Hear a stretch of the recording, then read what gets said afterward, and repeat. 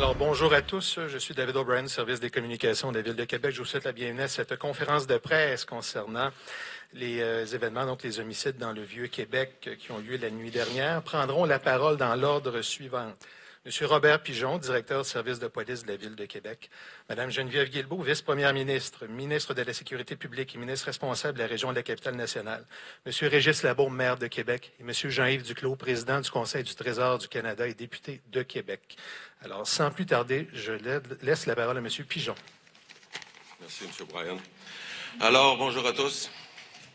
Hier soir, on était plongé dans une nuit d'horreur lorsqu'un homme de 24 ans, qui ne réside pas à Québec, s'est présenté ici chez nous avec la visible intention de faire le plus de victimes possible.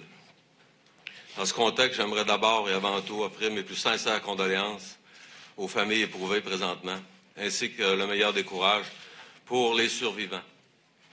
Pas besoin de vous dire que les policiers du SPVQ et les policières sont également impactés par un événement comme celui-là lorsque ça arrive chez nous.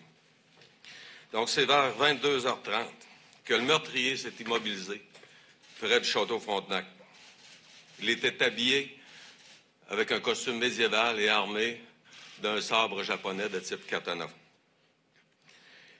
Tout porte à croire qu'il aurait choisi ses victimes au hasard.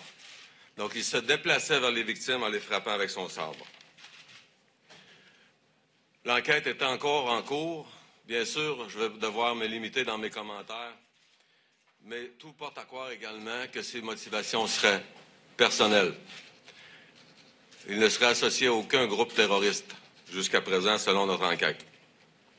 Naturellement, une importante mobilisation policière s'en est suivie et une chasse à l'homme également. C'est un peu avant 1h du matin que le suspect a été localisé et neutralisé dans le port de Québec. Au total, il y a 7 victimes qui ont été atteintes par le meurtrier. 2 en sont décédés, 5 sont blessés, dont certains ont des lacérations importantes. On ne craint pas pour la vie de ces personnes-là, cependant. Malgré la grande tristesse que j'éprouve présentement lorsque ça arrive dans la ville où je suis chargé de la sécurité, je veux quand même remercier les policiers et les policières du SPVQ qui ont fait un travail remarquable. Ils ont su se mobiliser rapidement, entreprendre une chasse à l'homme, se partager des informations pertinentes tout au long de l'opération et procéder à l'arrestation de cette personne. Je veux les remercier pour leurs efforts. Quelques mots en anglais. Over the past night, residents of Quebec City were victims of an unnamed tragedy of violence. All the citizens of our city are mourning this today. Here is a recap of the events. At 10:28, the SPVQ received a call regarding... Alors, vous entendez Robert Pigeon, le chef de police de Québec, qui répète un peu en anglais ce qu'il a dit en français il y a un moment. Alors, c'est 24 ans, ce n'était pas un résident de Québec. Il avait un sabre katana japonais, se déplaçait vers ses victimes. Il ne fait partie d'aucun groupe terroriste. Et les blessés ont des lacérations certaines importantes, mais on ne craint pas pour leur vie. Alors, il poursuit son point de presse en anglais, on l'écoute. We immediately went to the scene to neutralize and arrest him.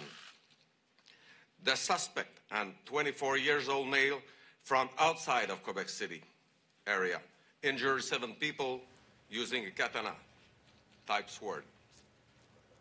Alors, le chef de police précise qu'il a été arrêté dans le secteur de l'espace 400e. According to our preliminary information, nothing indicates that the suspect would have acted for motivations other than personal. Le suspect n'était pas dans un groupe terroriste. The victims are residents of Quebec City. Les victimes sont des résidents de Québec. We cannot formally identify victims because it's the responsibility of the coroner que nous n'identifierons pas pour l'instant du côté des victimes. The suspect is currently in custody and is expected to appear today. Alors, le suspect est détenu. Il va comparaître par vidéoconférence plus tard aujourd'hui. Alors, le maire Labaume, j'imagine, va prendre la parole, ou Mme Guilbeault. Bonjour oui. Tout le monde.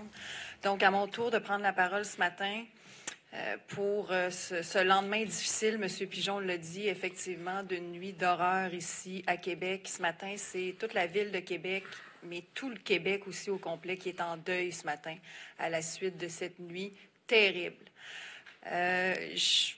Les premiers mots qu'on a ce matin, puis je pense que ça va être le cas probablement de tous mes collègues, c'est vraiment pour les victimes et les proches de ces 7 victimes-là, les survivants à cette tragédie. On ne peut pas imaginer ce matin la douleur que ces gens-là vivent, mais par contre, je pense que le premier message qu'on doit avoir, c'est pour ces victimes, pour les proches des victimes, les familles, les amis, tout l'entourage qui ce matin vit péniblement la tragédie qui s'est passée cette nuit à Québec. Alors, je veux les assurer de toute notre empathie, de tout notre soutien, tant le mien que celui de tout notre gouvernement. On est avec vous et on partage votre deuil ce matin de ces 7 victimes dans notre capitale nationale. Il y a une enquête qui est en cours et donc qui déterminera plus précisément les motifs de ces actes barbares qui ont été commis chez nous la nuit dernière. Mais déjà, évidemment, on est tous très, très interpellés. On aime à croire que Québec est une ville paisible, une ville sécuritaire. Elle l'est d'ailleurs la grande majorité du temps, mais malheureusement, des tragédies comme celle de cette nuit nous rappellent qu'on n'est pas à l'abri de ce genre de situation terrible, terrible qui s'est produite cette nuit. Je veux également souligner le travail des policiers, les policiers du service de police de la Ville de Québec qui ont réagi très rapidement à partir du moment où ils ont été informés de la situation hier soir. Je veux aussi souligner le travail de tous les premiers répondants qui ont participé à l'opération qui a eu lieu cette nuit. Je veux également remercier le personnel de sécurité du Port de Québec qui a aussi contribué à cet effort de traque aux présumés meurtriers et cet effort partagé par à la fois les policiers, le personnel de sécurité et tous ceux qui ont contribué, qui a heureusement conduit à l'arrestation du présumé meurtrier et mis un terme à cette tragédie qui avait cours à cause de cet homme cette nuit. Donc, je vais terminer là-dessus en renouvelant mon message à l'endroit des survivants parce que je pense vraiment que ce matin, on porte tous le deuil avec vous ce matin et je veux les assurer de tout notre soutien. Je me suis entretenue, moi, ce matin avec mon collègue ministre de la Santé et avec mon collègue ministre délégué à la Santé et aux services sociaux, Christian Dubé et Lionel Carman, pour m'assurer de la disponibilité de ressources psychologiques, psychosociales pour toutes les personnes qui entourent les 7 victimes et pour quiconque d'ailleurs en aura besoin. Alors, à toutes les personnes qui pourraient avoir besoin de services de soutien psychologique aujourd'hui dans la capitale nationale ou ailleurs, mais parlons pour ici à Québec, des ressources vont être disponibles. Je m'en suis assurée auprès de mes collègues. Alors, toutes mes sympathies, toute mon empathie aux survivants de cette terrible tragédie qui s'est déroulée chez nous à Québec cette nuit. Merci beaucoup, Madame la vice-première ministre. Je donne maintenant la parole à Monsieur le maire. Alors, inutile de vous dire que ce matin, j'ai la nette impression de rejouer dans un vieux film, un film dont l'action se déroulait le 29 janvier 2017 à la Mosquée de Québec. C'est un événement hallucinant, terrifiant, un événement évidemment qui dépasse l'entendement. Tout cela nous rappelle malheureusement que la nature humaine est éminemment complexe et incroyablement insondable. Je transmets tout de suite aux proches des victimes les condoléances de tous mes concitoyens et concitoyennes de la Ville de Québec. Et je n'ose pas m'imaginer la réaction de ses proches à l'annonce qui leur a été faite de circonstances tellement horribles. Il s'agit évidemment, croyons-nous, et encore une fois, d'un geste isolé, comme l'était l'attaque de la mosquée. Dans ces crimes qui ont été perpétrés,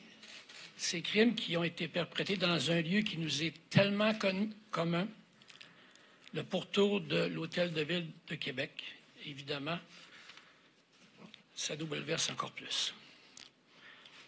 Je sens le besoin de rappeler que ce drame ne remet pas en question le fait que cette ville est une des plus sécuritaires au monde.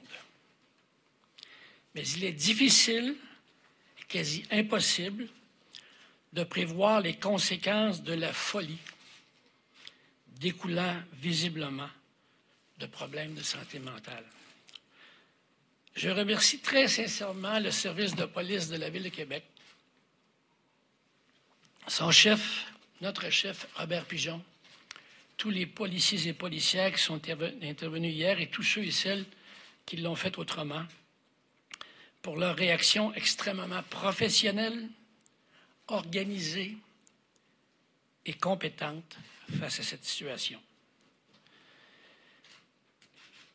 Je termine en appelant encore une fois la population de Québec à la solidarité dans les circonstances et je lui dis que je comprends parfaitement aujourd'hui que cette horreur chez nous s'ajoute à une charge mentale collective qui était déjà lourde dans cette période pandémique.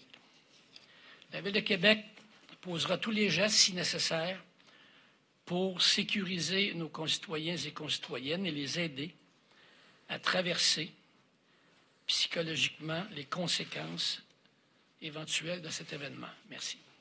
Merci beaucoup, Monsieur le maire. Je cède maintenant la parole au ministre Duclos. Monsieur Duclos. Merci beaucoup et je vais faire brièvement écho aux propos du chef de police Pigeon, à la ministre Guilbeault et au maire Labaume pour dire à quel point il est difficile de croire qu'une telle horreur ait pu se produire ici dans la ville de Québec et en fait si proche d'ici à l'hôtel de ville de Québec. Le premier ministre Trudeau m'a appelé ce matin pour me demander de transmettre personnellement ses sincères condoléances, les sincères condoléances du gouvernement canadien et de toutes les Canadiennes et de tous les Canadiens aux proches et aux familles des victimes. J'ai aussi parlé ce matin au ministre Blair, mon collègue ministre de la Sécurité publique, qui m'a assuré de la pleine et entière collaboration de ces services de la Gendarmerie royale du Canada en appui aux services de police de la Ville de Québec. Merci.